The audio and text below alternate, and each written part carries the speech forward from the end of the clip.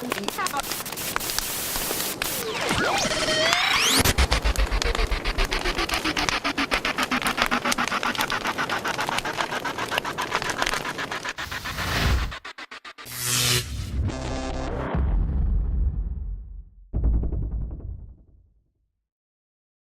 are live.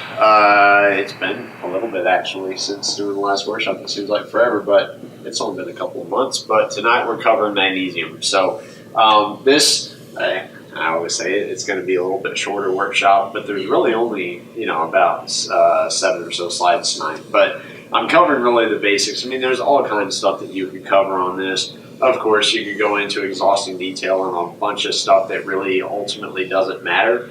But kind of what I want to go through are the things that do matter, that affect the vast majority of people. In short, again, we don't need to get into a whole lot of history on this, but the reason why most people are deficient in magnesium is because of depletion of the soil and everything else that you've already heard 100 times. So, the bottom line is most people are deficient, and we'll kind of go through those numbers. If you want to get into the history on why, of course, you can dig into it all you want to, but for the most part, we're just into fixing problems, right? So we'll just get right into fixing the issue.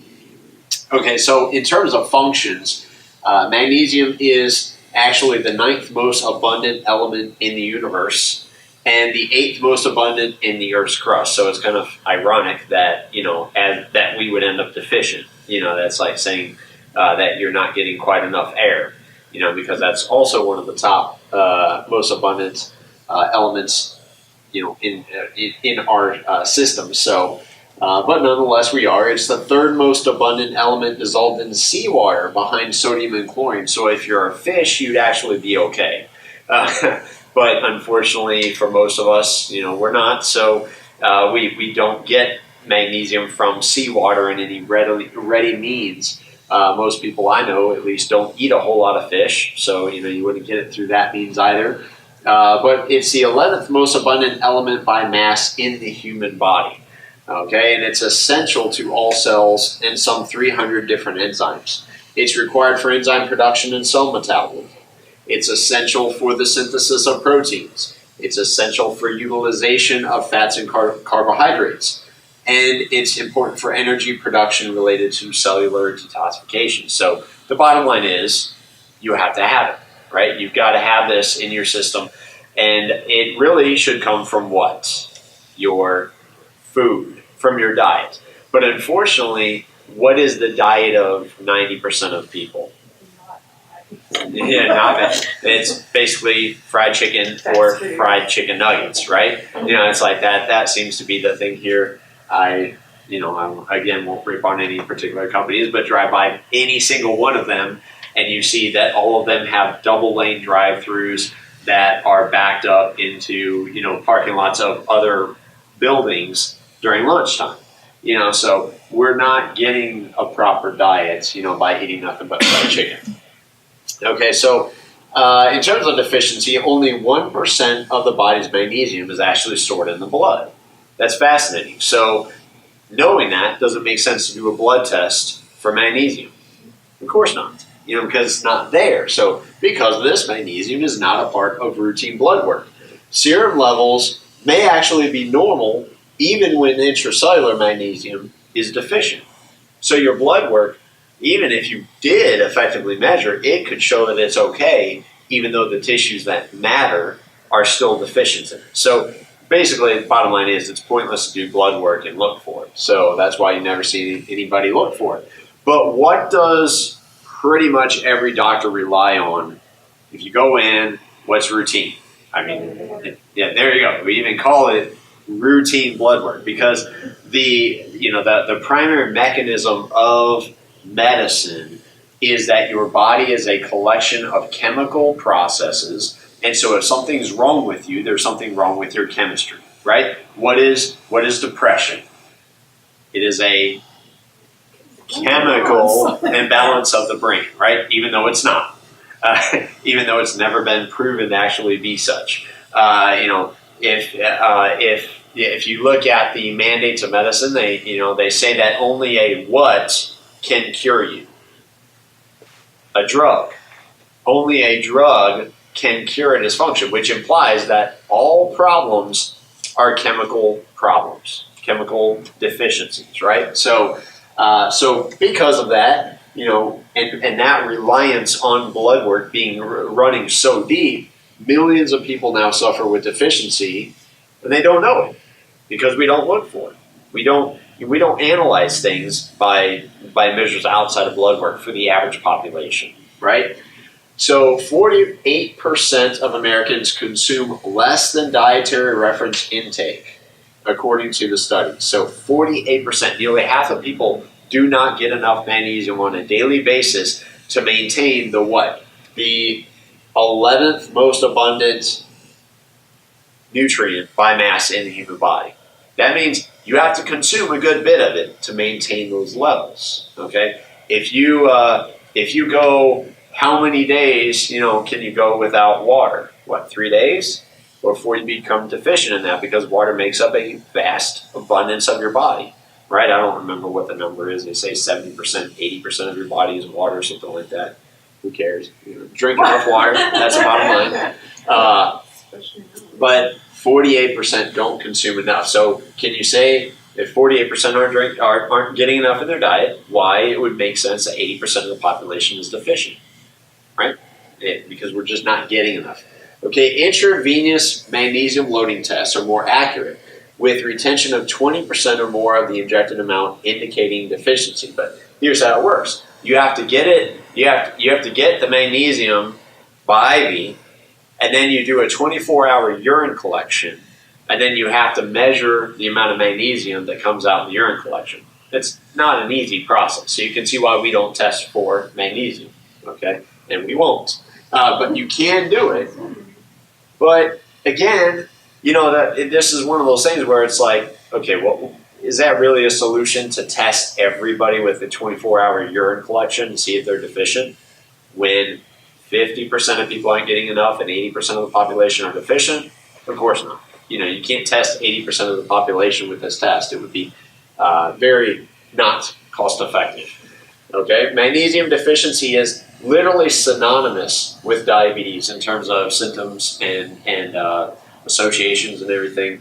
And it is at the very root of most cardiovascular problems. Therefore, now finding these things are very well established in the research. If you go and you look on PubMed, you'll see all kinds of articles linking these things together. You can read about all the articles online. But if you have diabetes or you have cardiovascular issues, pay attention. That's the bottom line. Get on there and do the research and everything yourself if you want to. But the suggestion would be make sure, A, you're getting enough magnesium through your diet, and B, if you have a problem doing that, then you need to be supplementing, right?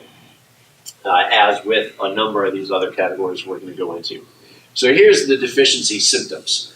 Thirsty despite drinking plenty of water, okay? Because why would your body do this? Because naturally there's supposed to be minerals in water, right? That's the whole basis of thirst, is that there's supposed to be a certain mineral content. But we drink city water, right? We drink tap water. We drink bottled water that's been distilled or has been.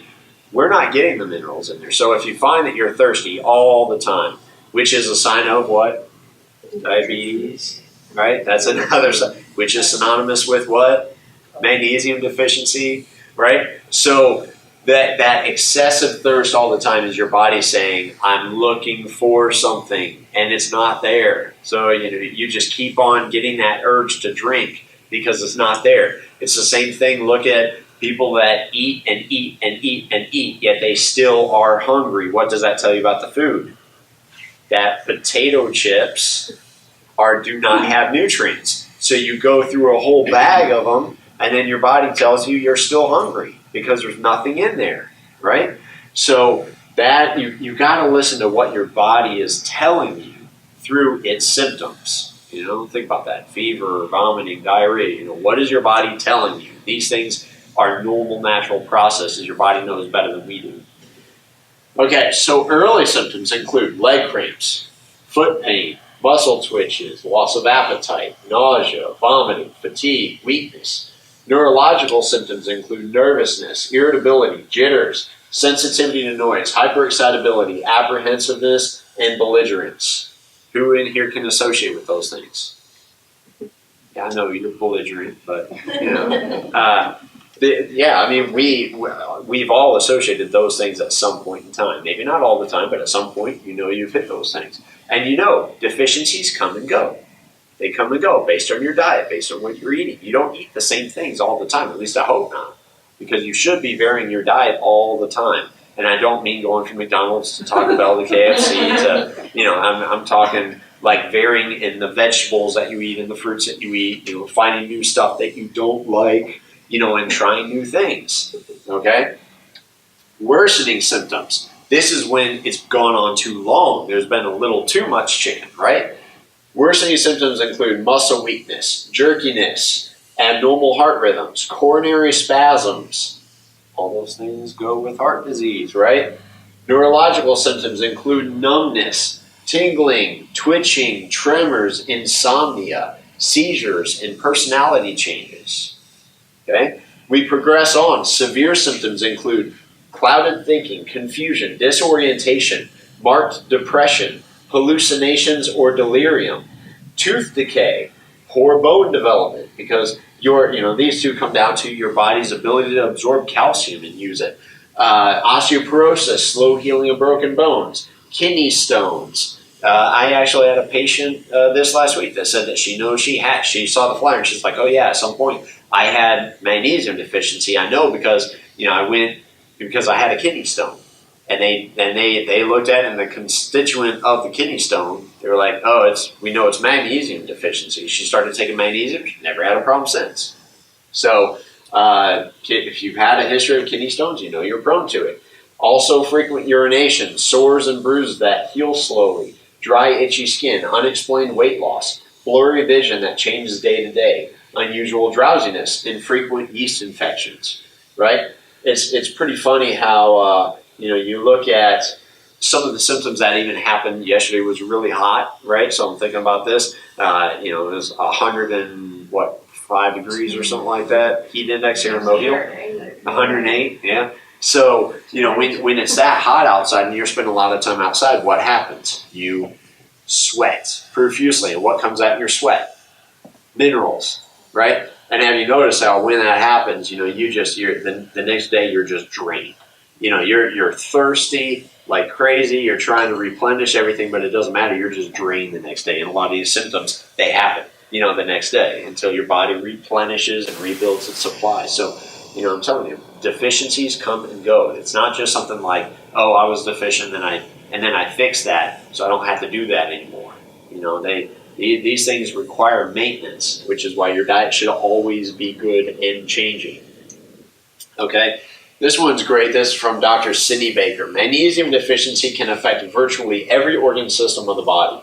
With regard to skeletal pain, one may experience twitches, cramps, muscle tension, muscle soreness, including backaches, neck pain, tension headaches, and jaw joint or TMJ dysfunction. Also, one may experience chest tightness or a peculiar sensation that he can't take a deep breath. Sometimes a person may sigh a lot. Symptoms involving impaired contraction of smooth muscles include constipation, urinary spasms, menstrual cramps, difficulty swallowing or a lump in the throat, especially provoked by eating sugar, photophobia, especially difficulty adjusting to oncoming bright lights in the absence of eye disease, and loud noise sensitivity from stapedius muscle tension in the ear. Other symptoms and signs of magnesium deficiency, and discuss laboratory testing for this common condition. Continue with the symptoms of magnesium deficiency. The central nervous system is markedly affected. Symptoms include insomnia, anxiety, hyperactivity, restlessness with constant movement, panic attacks, agoraphobia, and premenstrual irritability. Magnesium deficiency symptoms involving the peripheral nervous system include numbness, tingling, and/or abnormal sensations such as zips, zaps, and vibratory sensations. Symptoms or signs of the cardiovascular system include palpitations, heart arrhythmias, and angina due to spasms of the coronary arteries, high blood pressure, and mitral valve prolapse. Be aware that not all of the symptoms need to be present to presume magnesium deficiency, but many of them often occur together. For example, people with mitral valve prolapse frequently have palpitations, anxiety, panic attacks, and premenstrual symptoms. People with magnesium deficiency often seem to be uptight, Other general symptoms include a salt craving, both carbohydrate craving and carbohydrate intolerance, especially of chocolate and breast tenderness. Whew. So just soak that in for a second and think about how many people are going to doctors on a daily basis for not just magnesium deficiency, but nutrient deficiencies in general. And yet, how often is it diagnosed, addressed? How often is diet even touched on? And look, never. Yeah, in short, never. It always goes to, like you said, you walk in and they listen to you for 2 seconds and then hand you a pad prescription for another chemical. Well, I hope that chemical has magnesium in it. That's all I can say, right? But unfortunately, as you'll see, that's not the case. Dietary sources. Okay, these are the best dietary sources that you can get it from. So this would be the preferred method to get it. Okay, this would be the right way to do it. So rice bran, 780 milligrams in 100 grams. Seaweed, 770. So next time you're at the beach, just find something to chew on, right? Chives, 640 milligrams. Coriander leaf, 694 milligrams. Pumpkin seeds, 535 milligrams. What do you do when you get a pumpkin? You carve all the good stuff out of it, throw it in the trash, and then carve the pumpkin until that rots, and then throw that away. Like, it's so wrong. Yeah. Next time you carve a pumpkin, roast the seeds, right? Lightly, just get them to where they're palatable, but roast the seeds. Yeah, it's tons of nutrition. Cocoa, 499 milligrams, right? So real cocoa. I'm not talking about Hershey's chocolate or the stuff in the little packages that it's brown, we know that, but it may not be actual cocoa. Basil, 422. That grows great down here. You guys should all be growing basil in your backyard. It grows fantastic. Flaxseed, 392 milligrams. Cumin seed, 366 milligrams, which of course would probably mean cumin seed oil, right? Black seed oil. Brazil nuts, 376 milligrams. What is the other thing in Brazil nuts? Selenium. Selenium is huge in Brazil nuts. That's like the best source of selenium, actually. Parsley, 372 milligrams. That also grows well down here. Sesame seeds, 346. Almond butter, 303. And it's delicious. Cashew butter, 273. Soy flour, 290. Stick to the other stuff. Whey protein, 176. Bananas, 108. We're kind of collapsing now, but millet, 106. Shallots, 104. Leeks, 156. Salmon, 95. Onions, 92. Kale, 88. Another rule of thumb is anything that is green, dark green, right? So your kale, broccoli, spinach, all of the darker the green, the better. And the reason why, spirulina and chlorella, because the chlorophyll, as its central molecule, its central component is magnesium. Okay, so if it's green, that's because it's loaded with chlorophyll, which is what it uses to produce energy for the plant, right? Through photosynthesis. You guys remember all that stuff from school. So the greener it is, the better it is for magnesium content. Now, why is that not on this list? I couldn't find a lot of references for the exact amounts. Some things just land better. So it seems like the nuts and the seeds have the largest amounts. But, you do get down to it here, kale 88. So you may not eat rice bran and seaweed every day, but by eating kale and spinach and these things every day, you can see that you're going to keep those levels up. And it's also, you tend to eat, like let's say you eat a spinach salad. That's usually a good amount of spinach, right? As opposed to how many chives are you going to eat? Probably not a whole lot. So, you just have to think about how, what quantity you would typically eat of these things. Dark chocolate, and on that note, I did mention Brazil nuts. There is a limit that you can eat on those too. You don't want to be eating 15, 20, 30 of those every day, because I have seen also issues with selenium toxicity by just eating too much. So, nature is amazing how it does this stuff, because you notice how hard it is to crack nuts?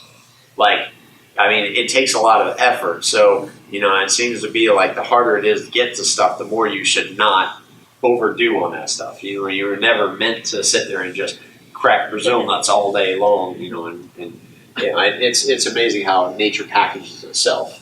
It's wise. Okay, dark chocolate has 176 milligrams in just 3.5 ounces. That's fantastic. So, you can eat dark chocolate too. Of course, the less the sugar that's in it, the better. So, what is the name of that company? Lily's. Lily's chocolate uses stevia to sweeten it. So that one's really good. Of course, partial to the Mexican chocolate, the real deal, but it does have sugar in it too. So, but dark chocolate, you can use that to get it as well. Okay, in terms of supplemental forms, this is a list. This isn't all of them, but I'm just covering some of the basics. Okay, magnesium acetate has 47% absorption. There's not a lot of information on that. It's not commonly used as a form for use supplemental wise. Magnesium aspartate, 47% absorption. It's better bioavailability than both the oxide and the citrate form, so that one's pretty good. Magnesium carbonate, 44% absorption. This is chalk. Okay, this is what gymnasts use to put on their hands before they flip around the bar, right? So it also is used, ironically, and this is why I put it on the list, it's a trade secret of Morton salt for keeping it from sticking together due to its insolubility in water. So Morton salt, their slogan is something talking about when it rains it pours or something like that, because of the way that their salt flows out of the container. And it's because they add chalk to it. So, anyhow, it's kind of funny. Magnesium chloride, 49% absorption. The oil form is actually pretty good, and it can be applied topically. Magnesium citrate, 50% absorption. It's typically used as a saline laxative used to empty the bowel before surgeries and colonics, right? So this is a laxative, so that, not necessarily the form that you want to use on a regular basis. Magnesium gluconate, 57% absorption. That's pretty good, regarded as one of the best for bioavailability. So this is one of the most common ones. Same thing, magnesium glycinate, no laxative effect, 14% magnesium by mass. So this is also regarded as one of the better forms to use. And this chart will be, of course, available on the YouTube, and everything. You'll be able to get on there and just pause it when it hits the screen if you want to look at it later. Magnesium hydroxide, this is the common component of antacids and laxatives, but it has a low solubility. So typically not used outside of that. Magnesium lactate, 48% absorption. It's added to foods and beverages, mainly as an acidity regulator. Magnesium malate, there was a 97 patent to Albion Minerals. It's got similar bioavailability as citrate and glycinate. The magnesium orotate is expensive and doesn't appear to offer advantages over the other forms. So even if it works, it doesn't matter, because it's pointless to use that one as opposed to the other ones. Magnesium oxide, 48% absorption. Least expensive, but regarded as relatively ineffective for deficiency. So you'll see this one used in a lot of lower quality supplements, when you buy the stuff from the shelves at your local store and such, all that part of the, lovely climate where we have, it's now a multi-billion-dollar industry. So you see everyone from Target to Winn-Dixie to, everybody else making their own supplements. And, this is what you get. You get the stuff that is typically not used. So they, they'll use magnesium oxide and then they'll coat it in magnesium stearate, which is not supplemental. It's used in making tablets to prevent them from sticking to equipment. So it's basically it's a slippery substance, right? So it holds the tablet together and keeps it from sticking to the metal equipment. So how do you think it absorbs in your body? Not very well, right? I had a patient. I'm not going to verify this myself because it's just kind of raunch. But I had a patient tell me that they have a friend that runs a porta potty business, and that his friend was describing to him how usually when they come to empty the porta potties, that there is a layer of undissolved tablets at the bottom of the tub, right? And it's because of all these binding agents in the tablets. People are swallowing pills, and they're going right back out the other end, not absorbed. Yeah, pretty nasty. So magnesium sulfate, 35% absorption. This is Epsom salt. It's actually on the World Health Organization's model list of essential medicines. Obviously, Epsom salts are fantastic, and neat little tip, if you will, is I don't know if you guys have gone, looking for Epsom salts in Walmart, etc., and if you go to the bath and beauty section, they have the Epsom salts that are like lavender scented and all that stuff, and it's like a little bag and it's like $10. But if you go over into the more medicine section, you can get the big, like 3-pound bags, and how much are they? Like $2. Yeah, they don't cost anything. So we go in there, when we run out, we'll buy like 5 or 6 bags at a time and just keep them on the side, because it's nice to be able to, when you're really sore, just go and just dump, not the whole bag, but we'll dump like probably 4 handfuls worth of salts into the tub and let it dissolve. So that's fantastic, and you do absorb some of it through that means. Magnesium threonate. This is one that we actually use up front. And the reason why is because we're in a chiropractic office, and we're very much interested in the function of your nervous system. Exactly. So in terms of the magnesium threonate, it is a unique ability amongst the other ones to permeate the brain and actually enhance the learning and memory. So this has been shown in the research. It's one of the best forms in this regard. So that's why we use this one. But if you want to use one of the other ones, now you know which ones to use. That magnesium taurate, 8.9% elemental magnesium by mass, and suggested for vascular protection. Why is it suggested? Because that's where the studies, they looked at this form with cardiovascular issues. So the bottom line is, when it all comes down to it, it's magnesium. Your body is smart enough to break it all down. Like it's kind of like when people say that, for example, in mind you, disclaimer, I own a coffee shop, but when people make the statement that coffee doesn't count as water, right? And I always kind of laugh about this, and it's like, yes, I understand the diuretic effect, but come on, wait a second. Are you telling me that you can't drink a cold brewed coffee and get any water from it? It doesn't count whatsoever. Guys, your body is smart enough. It knows to take it's, what do you make coffee with? Water, and you put a little bit of coffee is brewed into it, but it's still water. Your body knows how to separate it out. I know you guys have probably heard me say that before, but we don't give our body enough credit to be able to break things down and utilize them. It knows what it's doing as long as it's in a usable form. It's not, glued together to where your body can't dissolve it. Okay, now this one is really, really important. Pay attention here. If you're taking medications, look for your medications on this list. This is mind-blowing, okay? We already know that 80% of people are deficient. But look at this list of medications and just think about the millions of people that are taking these medications. These are known to deplete your body of magnesium.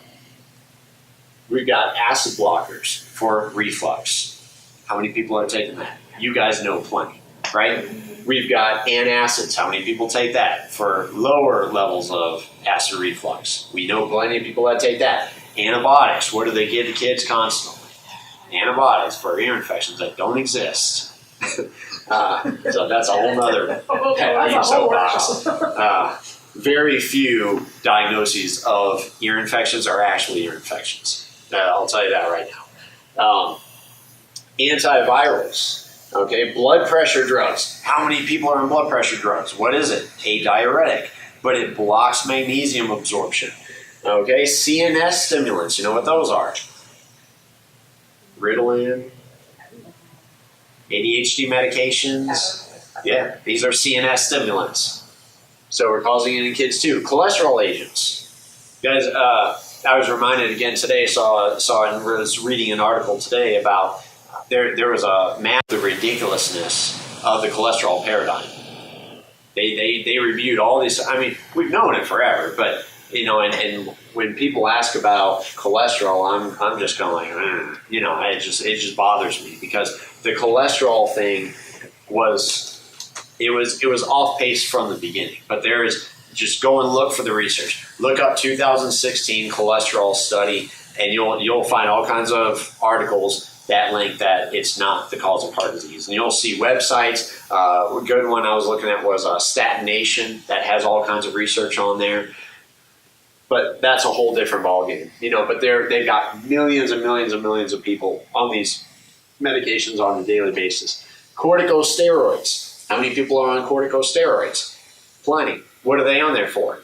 Pain, right? Pain that shit, because they're not dealing with the problem. Pain's the symptom. Okay? Hormone replacement, oral contraceptives, immunosuppressants, non-steroidal aromatase inhibitors, osteoporosis, selective estrogen receptor modulators, sulfonamides. I think I said that right. I actually don't know what that one is, but maybe one of you guys do. But if you're on them, you know to look for it. So, but look through this list and go through this list again online. And, if you're taking one of these medications, you're pretty much automatic. You're in that group. So, the first thing you should probably do is figure out why you need to take the medication on a regular basis and fix the underlying cause of the problem. But then also start to address the deficiency as well. And if you're on multiple of these, that's a whole different ballgame, right? Now, what about coffee? Okay, and this is actually the last slide. We're going to end on coffee. Okay. The reason why I went through this is because I get this question all the time. It comes up all the time, of course, because I'm a coffee shop. But what about coffee? The coffee depletes nutrients. It causes you to be deficient in minerals and everything else. So I of course, do my digging around and everything and look at it. And, you're going to find what's difficult is fishing through all the dozens and dozens and dozens of articles that come up, page after page after page, that just repeat the same thing, but they have no listing on them. Their explanation makes no sense. You can just tell that this person read this person's website and just said that looked good and they want hits, so they just repeat it, kind of like the news works, right? So here's the reality. After finding actual sources that go back to the literature that seems to make these claims, there is no shortage of websites that repeat the line that coffee depletes magnesium as well as other minerals. This apparently is sourced from the diuretic effect of caffeine. It all goes back to that. When you look into it, you finally find it. It's because of the diuretic effect of caffeine. So here's what it comes down to: is that caffeine causes you to have more fluid motion, and because of that, you don't have enough absorption time.